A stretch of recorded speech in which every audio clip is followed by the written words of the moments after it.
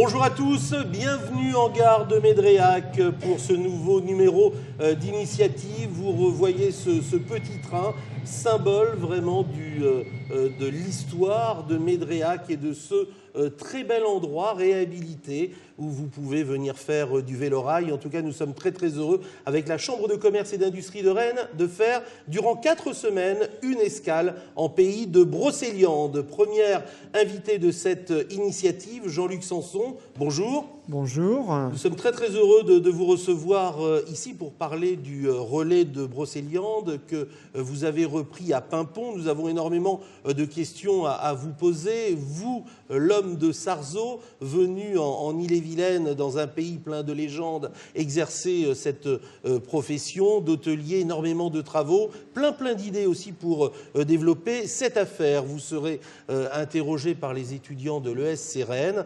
Et bien évidemment, dans le courant de cette initiative, la chronique économique préparée et effectuée par Philippe Berthoud.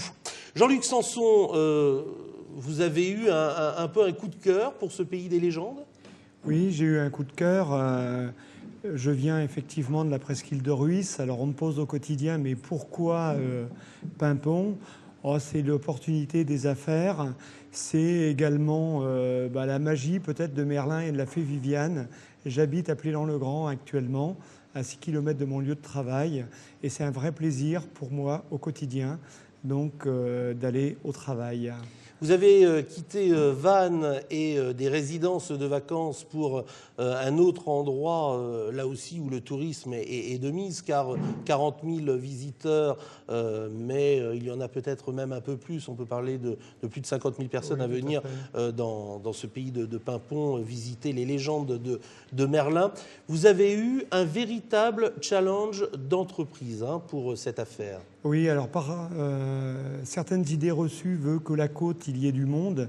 Effectivement, il y a du monde sur la côte pendant la saison estivale. Et le vrai challenge que je me donne en arrivant à Paimpont, c'est de pouvoir avoir du monde tout au long de l'année et pas seulement sur la période estivale qui va de mai à septembre.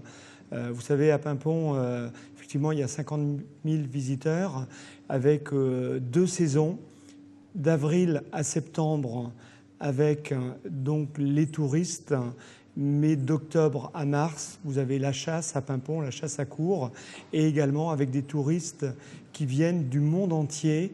Je le savais parce que j'avais étudié l'affaire avant d'acheter. Il y a eu 27 nationalités et on voit des gens, j'avais la semaine dernière des Russes, des Japonais, également de la Nouvelle-Zélande, des Américains, et au-delà des pays francophones, il y a vraiment des gens qui viennent de très loin, donc visiter la forêt de Paimpont. Vous êtes situé face à l'abbaye où nous avions enregistré 4 émissions d'initiative l'année passée. Nous allons nous rendre à présent chez vous. Philippe Berthoud nous fait tout de suite la visite guidée de votre établissement.